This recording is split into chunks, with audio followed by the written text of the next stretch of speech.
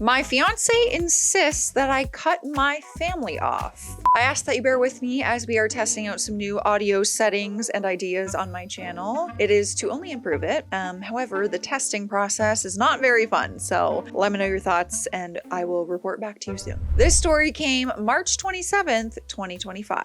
We have been in a relationship for 9 years, engaged, and living with my fiance for 5 years. We are financially independent. I work full-time while she works part-time with her father. She wants me to completely cut ties with my parents, believing that they manipulate me and are responsible for many of our arguments. She sees 3 main issues. Number 1, I don't confront them directly. She says that I should tell them to their faces what kind of people they are. In her view, they are full of themselves, always boasting. Example, quote, "This phone of mine is really good," or giving unsolicited advice like, "Why don't you try doing it this way?" Number 2, she believes that they manipulate me. She interprets small things like my dad saying, "Are you leaving already? Why not stay 1 more minute?" as manipulation. Even though I usually respond by saying, "No, we're leaving," she still sees it as them influencing me. And number 3, I didn't immediately choose her when she told me to choose between her and my parents. I hesitated. She sent me a message saying, "I will not be a second choice and I will not be an option that you don't choose immediately without hesitation, no matter what you lose." This wasn't the first time that she has given me an ultimatum. When my parents invited us to a birthday lunch, she demanded that they stop asking because we will never go to lunch, only to visit. When I asked if I could go alone, she said no. I was to stop going to family lunches altogether, end of discussion. Although she has mentioned cutting ties a few times during heated arguments over the years, she still interacted with my parents, visited them, and also prepared gifts for them. We see them about every 2 to 3 weeks. For over 3 years, we haven't gone to family lunches, even for birthdays or holidays. For 3 years? If a birthday happened to fall in the same week as a holiday, it caused major issues for her to go to my parents sooner than 2 to 3 weeks. These visits were short and uneventful, just sitting and talking. My parents rarely asked for help except twice a year when they physically couldn't mow their lawn due to health issues, multiple spinal fractures, diabetes, heart attack, and back surgery. And even then, she reluctantly agreed to help. I haven't visited my parents alone once I moved out. Now moving on to my past and my parents today. When we were living separately and in our first months of the relationship, I once got a call from my dad telling me to put away my camera lenses that I had left on the table because we didn't arrange that I wouldn't leave there. I went and I did move it away and got back to here, and she still brings this up as proof of their control over me, all because you went to move a camera lens that you left there. I agree this was some kind of control, and because of that, my actions against that further down of the relationship were more visible. I once told her I felt emotionally distant from my parents growing up because of their authority style. Maybe this made her see them in a worse light. Yes, they had more control over me in the past, but since moving out, they hadn't, or I just didn't see it that way. They never speak badly about her, and they treat me normally. My dad still likes to act like he knows everything, but nothing extreme. Meanwhile, she works with her father every day. They talk mostly daily, and if not, it is every other day. We frequently go on trips with her parents and visit their vacation home every 6 to 8 weeks, staying for 2 to 3 days. I have a great relationship with her parents. Now on to my compromise and her refusal. I told her if she doesn't want to see my parents anymore, she does not have to. I also offered to visit them less, but she refuses any compromise. I must completely cut them off, and she will not discuss alternatives. This argument has been ongoing for 3 months. I don't have the patience for that. No.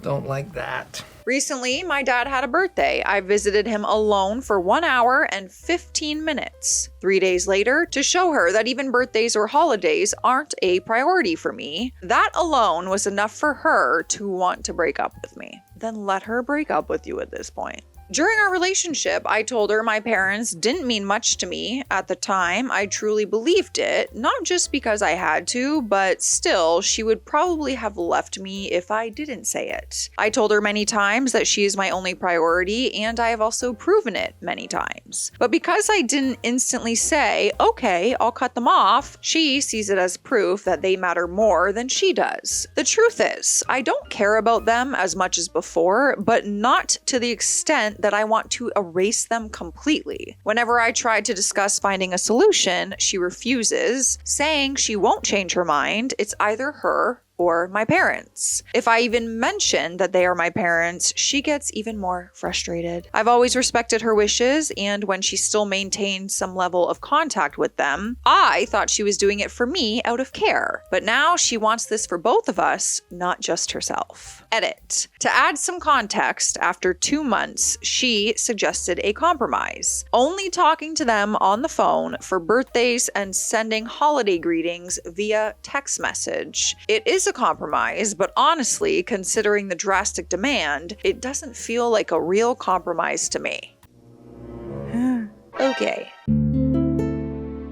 Now, OP added a lot more information in the comment section, so we're going to check out some of the top ones that are going to give us some more info. So he wrote, a lot of people are asking regarding friends, and I replied to a few, but to answer some questions, here we go. Number 1, I don't have my own friends. They are all mutual friends. She has 2 women friends. She is jealous of everyone around me, so if my coworker would write to me outside of business hours, who was a male, she would start talking and say, why do I chat with him? Next, she talked to those 2 friends via social media. We got together in person for coffee. They are old friends, but before we were together. Next, in my free time, we usually are doing things together. I really don't have my own free time for any outdoor activities like going and walking on my own, playing basketball. I still take some time for my personal stuff like learning about computers, but mostly we are doing stuff together.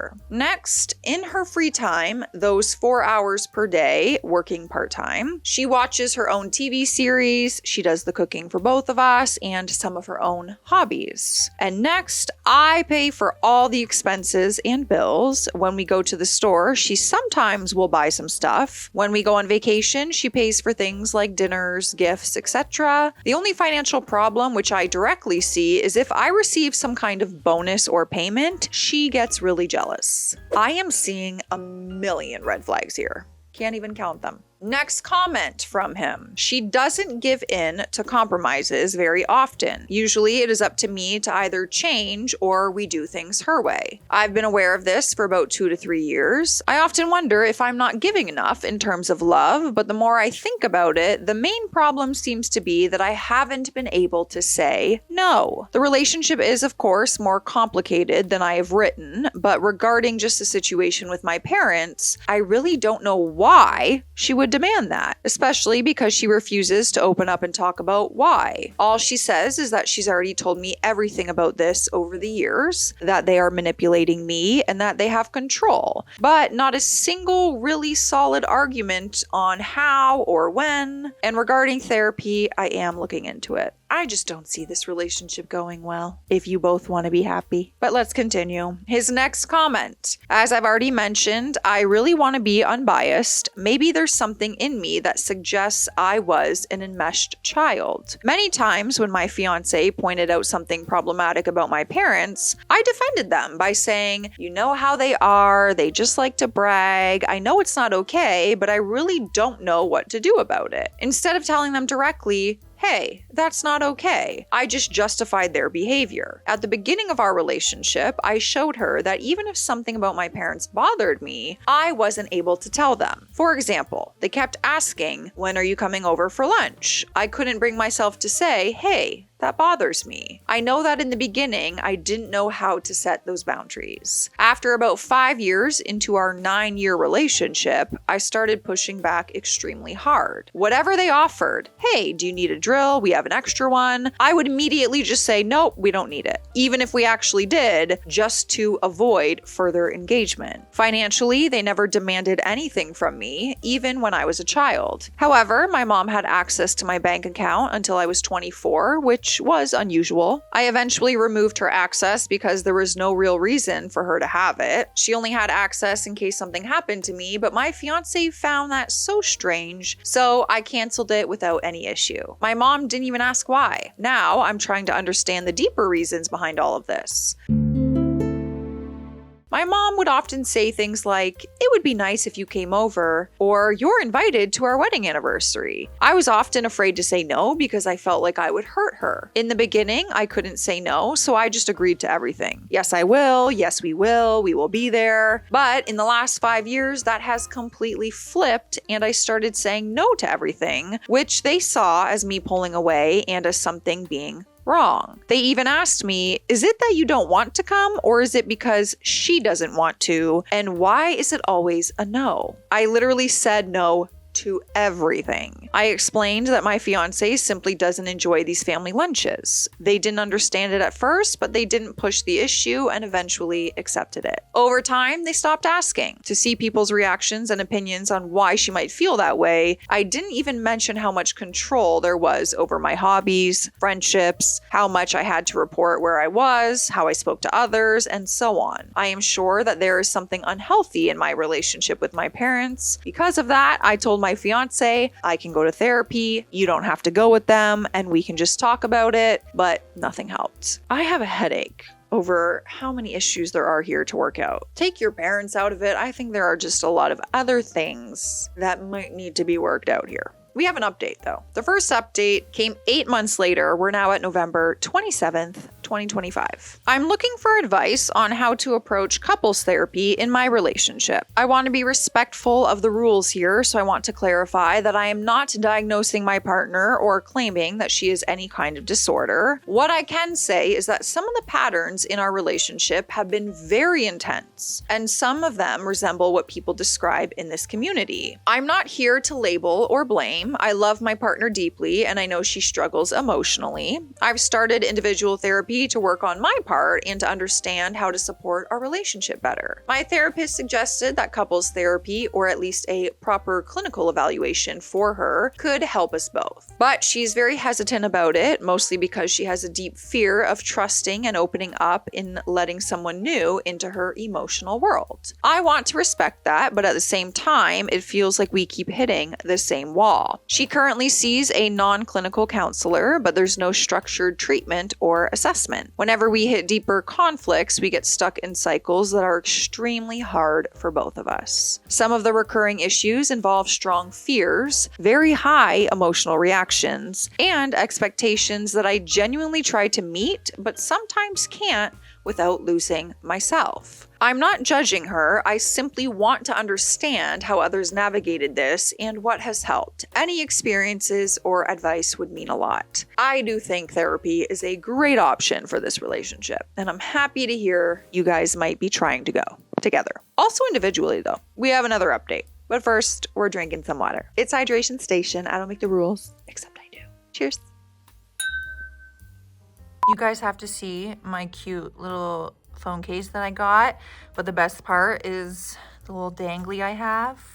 I always love to have a dangly. Look at how cute, there's a little teddy bear. Oh my gosh, the cutest thing I've ever seen. It looks like it's for a 3-year-old, but that's okay.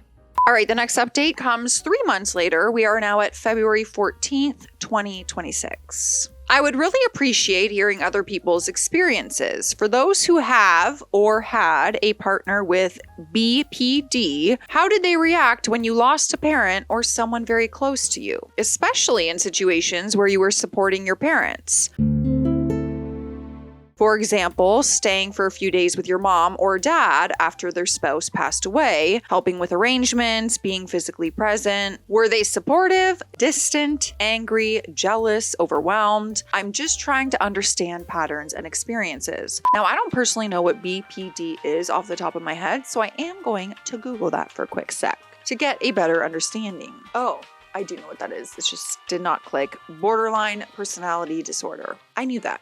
So that must have been in the last update what he was thinking maybe she possibly had, but he didn't want to label her that. So we have reached the final update, which came in very recent times, May 3rd, 2026. 3 months later. So, a year ago, we briefly broke up and I moved out for a week. My main goal was to show her that this wasn't the right way to solve our problems. There was no real compromise. She insisted that I either cut off my relationship with my parents or we would break up. She said if I showed her that she was my main priority, I could occasionally see my parents and then we could move forward. Her father got involved and I asked him for advice. After speaking with her, he suggested that I temporarily hide my contact with my parents so she could see that our relationship was my priority. Based on that, I came back. I believed that if I showed her clearly enough that she was my priority, things would improve. During that time, I tried to maintain the relationship and reflect on possible issues with myself and my parents. This was around May of last year. For her, I agreed to not see my parents. However, I secretly called them once every week or two, and I visited them every third week. I felt ashamed for lying, but in hindsight, I'm glad I did, and you will see why. From her perspective, my main responsibility was to push my parents aside so she could feel that I cared about her feelings, even if I didn't fully understand or agree with them. At the same time, I started individual therapy. However, because my first therapist was a woman, I had to cancel. She couldn't tolerate any woman around me, regardless of age. I then asked her multiple times if we could go to couples therapy, but she insisted we didn't need it because we were fine. After 3 or 4 months, I kept asking where we stood on this issue and how we can resolve it. The relationship seemed better because she believed that I wasn't in contact with my parents, but in reality, I was speaking to them more and not less. By August, nothing had changed. Whenever I tried to discuss a solution or ask if I could see my parents, because I could no longer lie, she repeatedly said that I could see them only once per year, which I couldn't accept.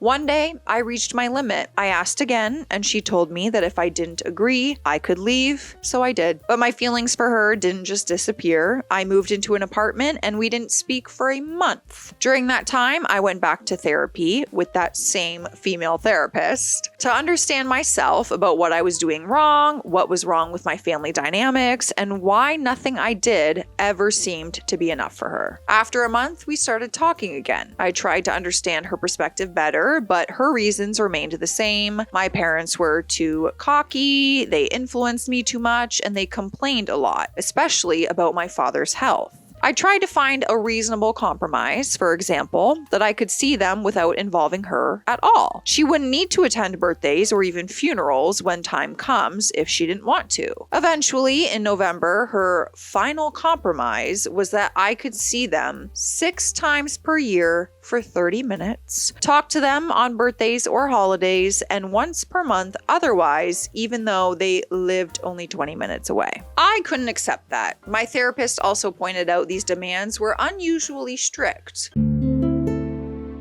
From a therapeutic perspective, my relationship with my parents seemed normal. Through therapy, I also realized I had issues with boundaries. I often felt guilty for saying no, although I had been prioritizing my girlfriend for years. So every time was no if she didn't agree. During therapy, the topic of BPD came up not as a diagnosis, but as a possible explanation for some behaviors. This was the first time I had ever heard of it. I researched it extensively in books, videos, podcasts, and I realized that regardless of whether she had it or not, she experienced emotions very differently from me. We started communicating more again. She asked me to switch therapists because mine was a woman, so I changed to a male therapist. I focused on understanding her emotional experience as much as possible. In December, I told her that I would visit my parents for my birthday. We didn't speak for a week afterwards. The more we talked, the fewer concrete arguments feelings she had. She mostly repeated that she simply didn't feel okay when I had contact with them. I told her we could not continue like this and that we needed couples therapy. In January, we finally started. After 6 sessions, nothing changed. When the therapist asked how she felt when I contacted my parents, she said it felt like a heavy rock in her body. That she hated me most when I did it and loved me most when I didn't. During that time, I still secretly visited my parents, helping them with practical things, spending quality time, and having honest conversations without fear. We talked about boundaries, my fears of saying no, and what we could improve on our relationship. We were still separated, but trying to work things out. Then, one normal day in February, my mom called me early in the morning. "Son, paramedics are resuscitating your father. Please come home." That's so sad. I called my girlfriend. She said, "Go if it's an emergency." I drove there. My mind was racing all over the place. Sadly, my father passed away. I told her the news and returned briefly to our apartment. She offered help and we talked for 2 hours. Then I went back to my mother and my grandmother, who my girlfriend also did not accept. After about an hour, she messaged me saying, "Are you still there?" I said yes, that I would probably stay with my mom that night. Her response was cold at first, but then turned into anger. Quote, "I can't believe you would rather be with your mom than me. You need your mommy." That moment changed something in me. I realized that no matter what I did, it would never be enough. Even in a situation like death, empathy only lasted until her feelings were triggered. I did not invite her to the funeral, although her mother came secretly.